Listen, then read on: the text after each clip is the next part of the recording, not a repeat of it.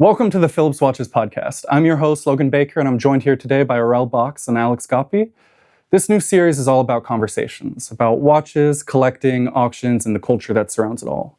We'll bring you stories and perspectives from inside our Geneva headquarters and from the surrounding world of watches. And for our very first episode, we thought it was only right to start at home, with the story of Phillips Watches itself.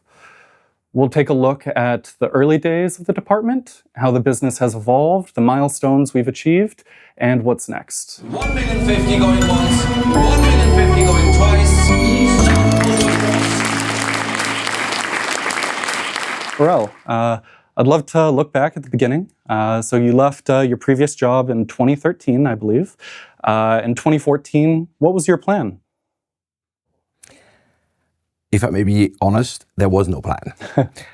Livy and I left and simply wanted to take a break, spend more time with our daughter. She was 8 at the time. And I'm not saying take a step back from watches, but be more private and less involved. Mm-hmm. And I think it was John Lennon who said, life is what happens to you while you do other plans. And whatever we planned, it went completely the opposite direction. And so when did Phillips enter the picture? So at one point in spring 2014, auction season was around the corner again.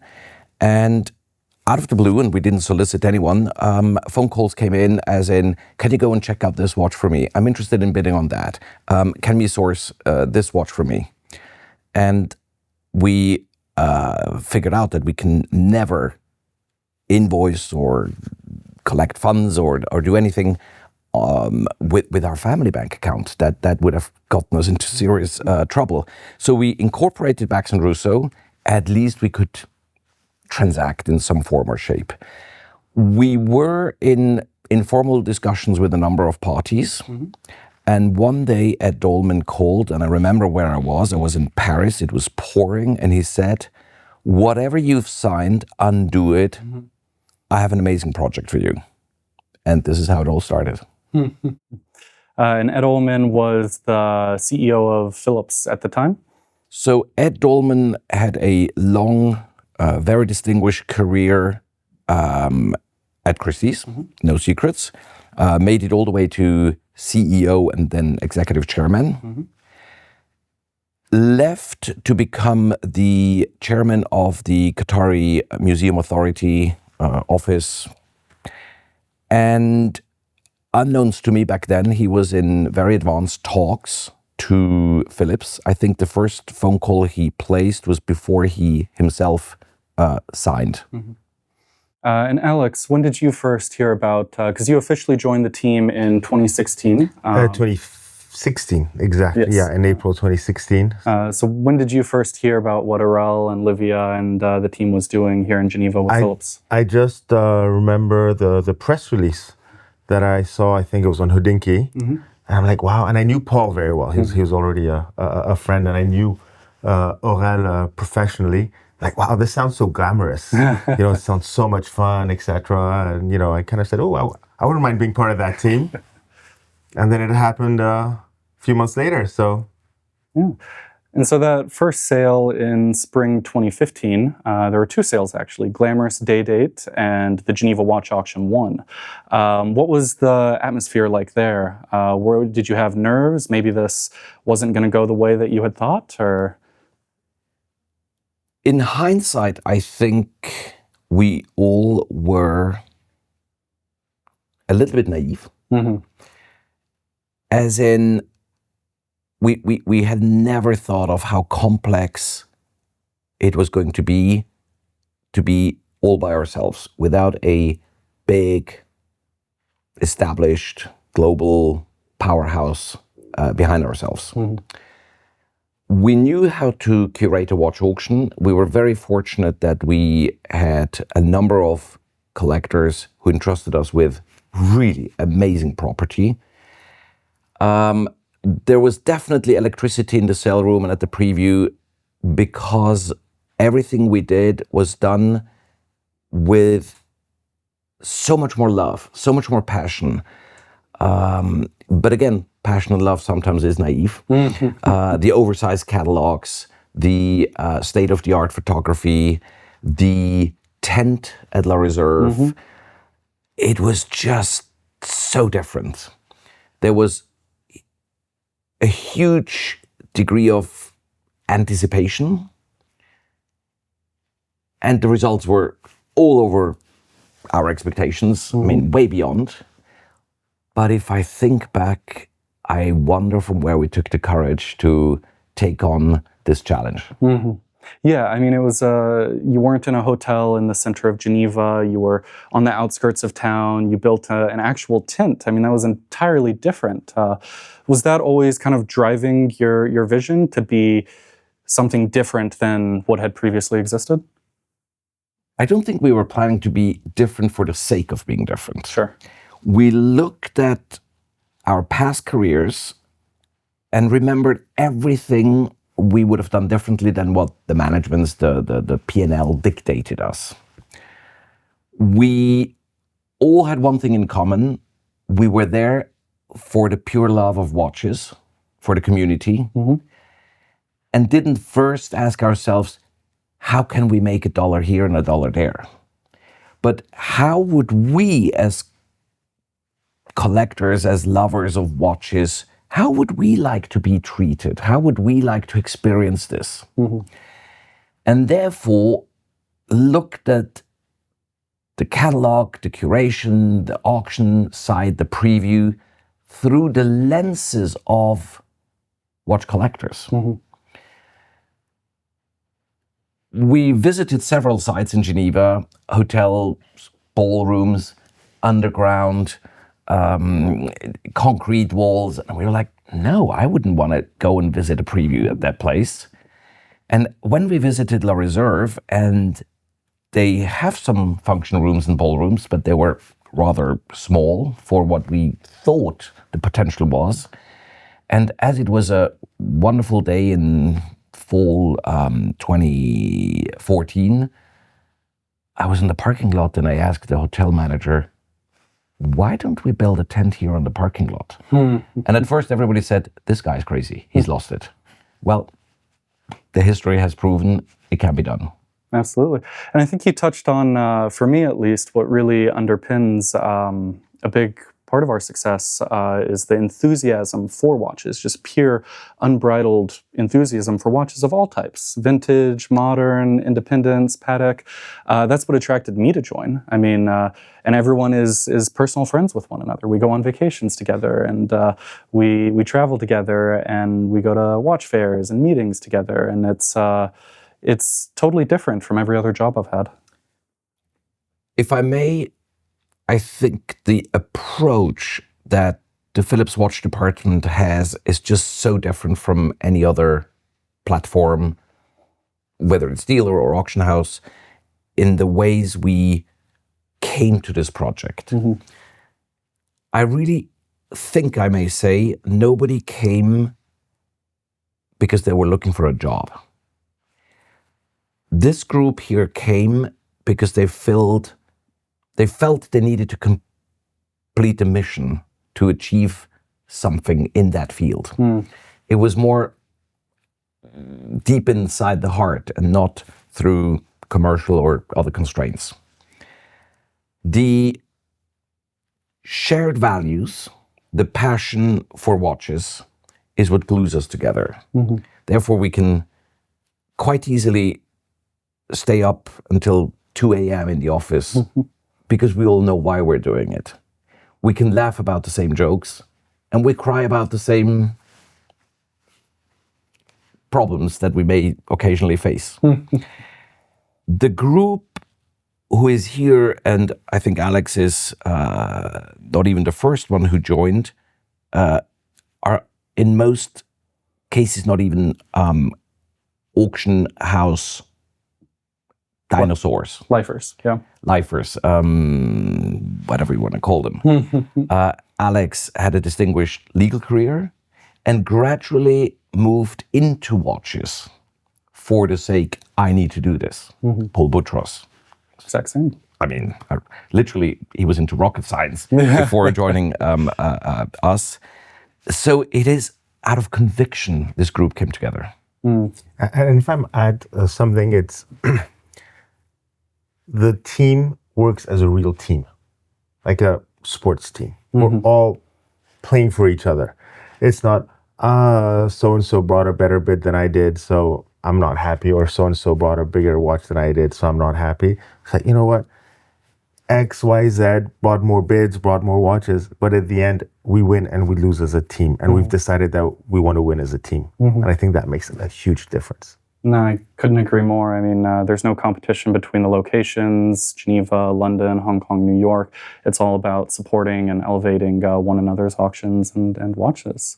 So those early years kind of set the foundation for the department. And then, if I might say, it was a bit like a rocket ship. I mean, 2016, 2017, or 2015 to 2017, you had the Steel 5016 at Only Watch. You had the Bao Dai, and you had the Steel 1518. In 12 months, that's 3 of the most expensive watches of all time. How did that happen?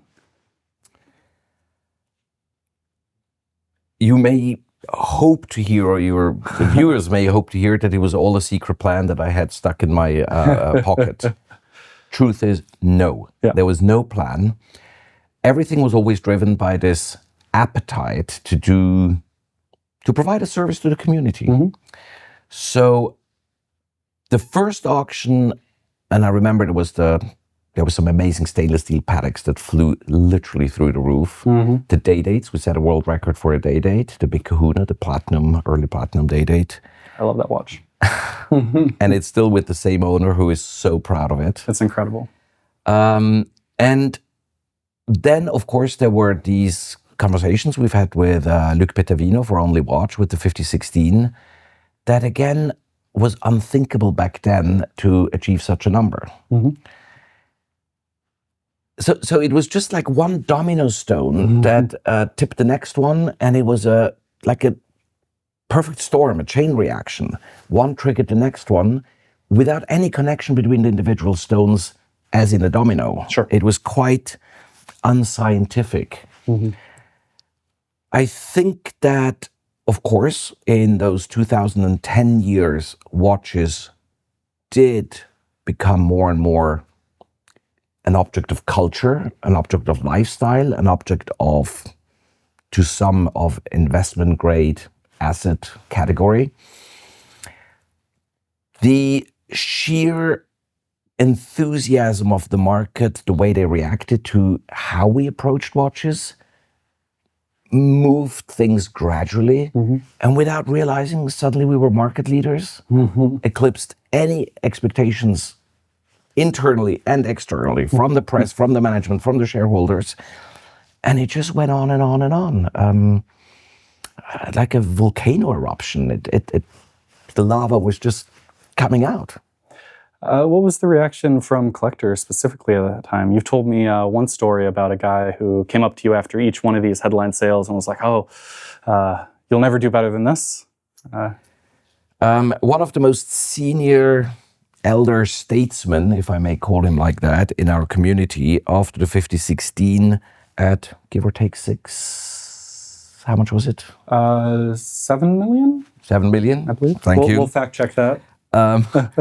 Said, Aurel, you better resign now. You've taken back the crown that always should have been yours, but like a good sportsman, you should resign and step back when you've achieved the maximum. Impossible. My answer was, I'm not here to break records. I'm glad that it happened. It's great for the community. But even though I expect to never, ever achieve a similar result or more, I'll continue. Who would have thought that 12 months later, the 1518 in steel would be the first watch to sell at a 7-digit number? Same collector said, now for good, you better leave, because this is never ever going to happen again. I gave him the same answer, and a year later, the Paul Newman made 17 point something million dollars. He said it the third time. And we are still here. And now it's been, 8 years since we haven't matched this number. But we're here with the same smile and enthusiasm. Every morning at 6 in the morning, I'm waking up with a smile saying, yep, I'm going to see some great watches today. Yep, that's the best. So Paul Newman, maybe we can talk about that for a minute. What was the atmosphere? Because I think it's fair to say in the watch auction world, there has never really been a moment that has garnered more press attention, more enthusiasm from collectors and bystanders than that. Do you agree with that? When I received the first phone call from James Cox, besides the fact that I told the story many times, I thought it was a hoax from one of my colleagues. Thought maybe it was Alex who just went, for Paul Newman. It's my reputation. Well, it shows that we're comfortable. I did not understand what we've just discovered. In not only in the commercial level, but as a cultural phenomena, as a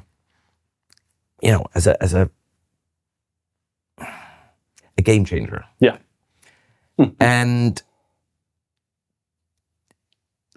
Paul and the team were working undercover, and Paul is very good at undercover from his previous job, worked for, I think, most, if not a year, with the Newman Foundation, with friends and family of the Newman family, researching every piece of document photograph that existed without yet being able to share it, and therefore without having feedback from the greater system. The press release came out, and there was something that felt so different about it. So much more wow and magic and hashtags on social media. And gradually, as the watch started touring, and I remember being in Japan with Paul, with Paul Boutros and Paul Newman, the two Pauls, and the way the crowds reacted, the masses, there was something magic about it. And it never stopped heating up the temperature. When you thought it was boiling hot, you could even go more boiling hot a week later with more posts and more stories, until we were invited to the world's most watched TV shows. Celebrities came to the preview. Some came to just touch it for the good karma. Yeah. Famous Hollywood actress. And it just kept on spiraling, and it was magic. Funny story about that famous Hollywood actress that came in. So I was, 24, 25 years old. No, I was 22 years old. This was my first auction preview. I come to the preview and I open the door for someone coming behind me, and it's this exact famous Hollywood actress. But I don't recognize her. I'm just holding the door open for somebody. And then I go inside, and Paul Lerner, our PR in the US, he came up to me and was like, "Oh my God, you didn't know who that was?" Yeah. Yeah. Alex, do you have any fun stories from the Paul Newman sale? Well, I had just joined Phillips. Well, it was almost a year and a half, but it was our very first New York sale. Yes, first live auction in New York. And the tension, you could just feel it before the sale. Obviously, selling the world's most important vintage watch, not in terms of complication, but it's the world's most known watch. I mean, this is the watch that probably started vintage watch collecting trend back in the 80s. It was incredible. I mean, we all went on the rostrum behind our phone banks, and we were packed. The room was packed. People had to get tickets to come in. There was and there was another room with the TV screens where people could follow. And the second auctioneer. And when a second auctioneer, I mean, it was rock and roll. It was not an auction. It was a rock show. And then everybody was just sitting, and the tension was palpable.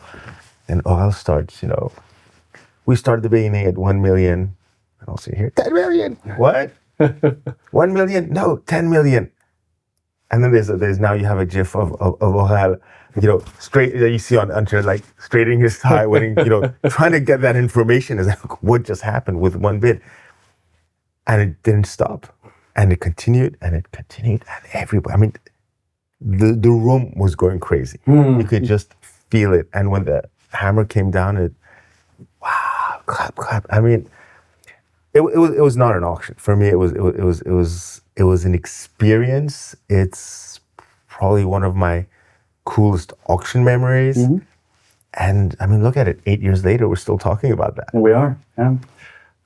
So taking a broader perspective for a moment, but so much of what collectors are interested in has changed in the 10 years that Phillips has been around. How has the market shifted from your perspective? I mean, 2015, there was so much focus on vintage Rolex, and I think we helped elevate the level of interest in independent watchmaking. And now there's a growing interest in neo-vintage timepieces from the 80s and 90s. From your perspective, how do you see this shift? It's all your fault. Look, yes, we've seen an incredible number of trends in those 10 years. But the same way we've seen trends in the last 30 or 40 years. I believe, and I still try to figure out all the dynamics of the market, but I believe that at every moment, the community, the collectors are looking for something that is undervalued, some sleeping treasure. And the same way that after decades of collecting great pocket watches in the 80s, people felt wristwatches are the sleeping treasure. Then with time, sports watches that were basically tools at one point, but then became suddenly so important, the divers' watches, the chronographs, the pilot watches, the military watches. But the minute that one guy does it, 10 guys do it, 100 guys and 100,000 collectors want the same thing, of course, things will level. So therefore, there's no more the I discovered it notion.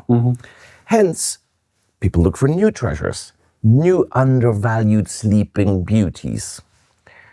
And the only thing that I think changed dramatically is the pace. Because of social media, we're in a very digital world. There is no secret that stays a secret for more than 10 seconds in this community. Whereas in the 80s and 90s, it took a year or two for even people hear what's happening on the other side of the planet. And we've seen so many trends. We've had the Heuer sale. That was at one point, everybody wanted Heuer. Everybody wanted Submariners or GMT Masters. And then comes Alex Ghotbi and says, independence. So here we are. And what's even more funny, sorry, and then I let you confess that it's all your fault, is that I remember in the 90s, in my early auctions, the highlights were English pocket watches, German pocket watches, French pocket watches, antique clocks. These were the headline-grabbing top lots of the auction. They somehow went quiet for 20 years. And now, with the independent watchmaking, people say, wait a second, these are the independents from 150 years ago. Look at this repeater, look at this tourbillon, look at the handcrafted this and that and enamel dials and stamped cases. And there we are. So it's never a one-way road. It goes all the way forward and backward. Yeah, cyclical. And I think Aurel is being a bit humble here because Phillips brought back the trend for these beautiful English, French, German watchmakers from the 18th, 19th, or early 20th centuries with their complicated, I mean, you look at them, the chronometry, the finish, the complications, everything they could stack in 50, 55, 60 millimeters, all done by hand. And everybody's talking about handwork today. No machines, no computers. They had to do their calculations with a pen and a sheet of paper. Yeah. It is incredible. And when you hold these watches in your hand, you're literally blown away by the design, by the architecture, by everything that people did 100, 150, 200 years ago. The pure horological value is unprecedented. It is. It's It definitely is. And I think, Phillips brought back that trend. And for independence, I mean, that's a passion you and I both share. I've independent watchmaking. I've loved independence since I started getting even interested in watches in the very early 1990s. And the whole idea, I'll share this with you, is during the Paul Newman sale in New York, we had a Lange pour le mérite in pink gold with a black dial. Yes. Which sold relatively at a very affordable price. And a couple of days later, I was on the Purists website, forum, and somebody was saying, auction houses should educate the clients more. This is not normal that this watch sold for such a low amount. I responded, yes, but it's not our job to do the work. It's the brands who should be, communicating on their values, etc. But I'm like, but independents, they're tiny. They have no marketing money. They have nothing to share other than having that one watchmaker at Basel Fair with a tiny little window to show his watches. And most of the time, that watchmaker doesn't even speak English. Like, okay, so you know what? Instead of having this beautiful independent lost between a fantastic Rolex and a Patek or a Longines, why don't we kind of regroup them together, shed the light, and explain why these guys are important. I mean, we did an incredible traveling exhibition through all our locations with there was Kari Voutilainen, there was Philippe Dufour, there was Christian Klings, there was the Daytona, there was Romain Gauthier, there was Daniel Jean Richard, Daniel Roth, etc., etc. And then in 2019, when we had this incredible grand complication, George Daniels,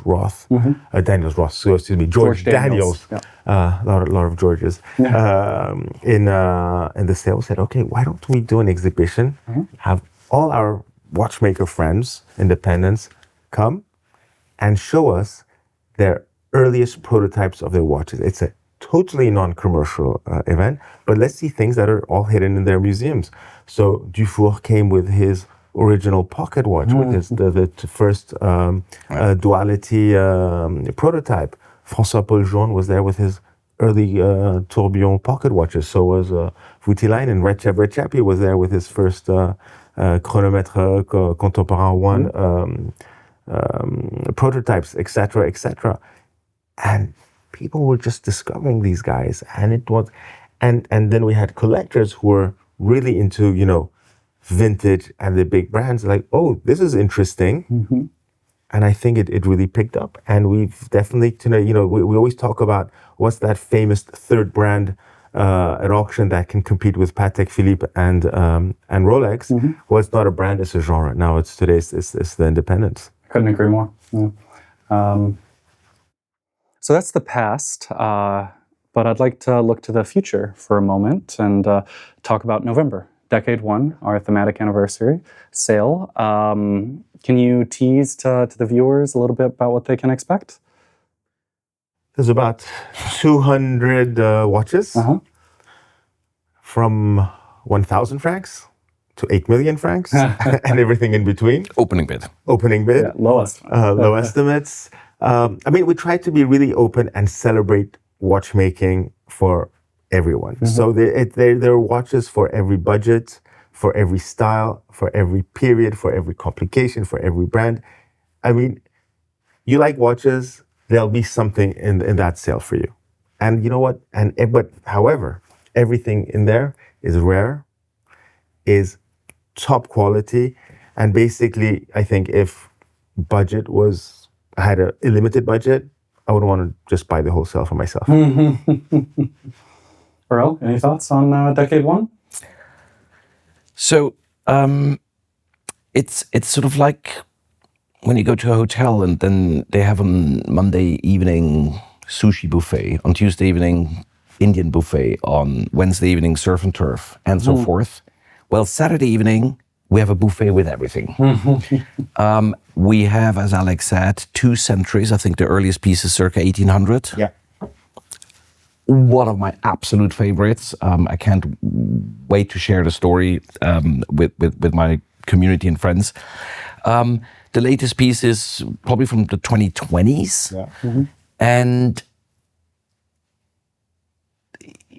it's what watchmaking and watches are all about. There's a component of craftsmanship.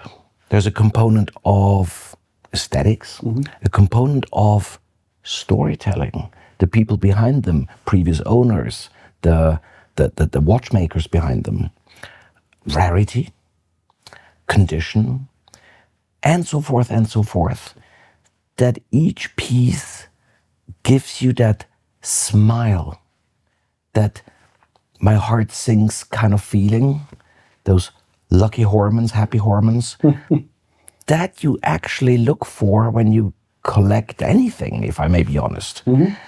That, and I think, I don't know how much we steered it, because we can't steer everything as we can't force collectors to entrust us now with this piece. But I believe that many collectors wanted to be part of this 10th anniversary auction and said, I want to bring this piece. Now it's the right moment. I want to be part of that journey. And I think it is one of the very best watch auctions, not just at Phillips, but quite possibly ever. It is. Basically, we took all the theme sales we've had at Phillips and decided to merge them together. So, you know, we've had Daytona Ultimatum, Day Date, Retrospective, Starts up reset, Loaded, Toki. Toki, Disruptors, etc. We had 15 or 16 theme sales in 10 years. So we've taken basically, it's a best of our different theme sales. Best of the best. It's going to be the greatest medley. hits. The greatest hits. It's like those singers who just do, after 10 years, best of. Yeah. Well, any final thoughts or stories that you'd like to share with the audience on our 10th anniversary? We've come a long way. Yes, we have. I was not prepared to live what I've experienced in the last 10 years. For sure, when Liv and I left our previous job, we promised ourselves to have a healthier work-life balance, to work less effectively. I sincerely believe I work as much as before, but I work now with a complete different mindset. In fact, it's not work. I go every morning to enjoy my hobby. And I think the community feels that, that this is not by commercial constraints. This is not by how good do I look on camera or how many likes I get. We do what we love, and we love what we do. And this is why I have more wrinkles now than 10 years ago, but actually the wrinkles are from smiling. I have a client, just to piggyback on what you said once, we're at the auction, and he sends me a WhatsApp. He's like, wow, I love watching you guys every time because you look as if you're having so much fun during the auction. Because we are. It is. I've had the same comment. Sometimes we watch an important evening auction when there's a whatever $50 or $100 million. Everybody's super formal. Everybody makes this extremely serious face. When I later review some footage of our auctions, they giggle while I'm on the rostrum. And I wonder, are they now just laughing about me because I made a silly joke? Or there's this ping pong, there's this teasing, this banter going on. And many people literally say it. This team would love another 100 lots more at the end of the auction just because it's more fun than going clubbing or partying with other friends or family. We live for it. It's a very emotional ride. And when something is so good, and whether it's a party, a holiday, a meal, you don't want it to end. So I cannot wish for anything better than we have now. That we can continue enjoying doing what we do with our clients, for the community. I think we have a duty to fulfill vis-a-vis the community. To many, Phillips has become a reasonably important mirror of what's happening in the watch community. I hope that we can, with respect, uphold this role with respect, with a great sense of responsibility, to remain as fair and balanced and not have a preference for a brand, for a style, for a period, for a vendor or a buyer or a bidder or an underbidder, but that we are this platform where everybody can come together and enjoy this wonderful world. Absolutely. I think that's beautiful. And yeah, that's a wrap on episode 1 of the Phillips Watches Podcast. Thank you for joining us and supporting us over the past 10 years. And thank you to Aurel and Alex for sharing their stories. Make sure to like, subscribe, and follow us. And we'll be back soon with more conversations and stories for you.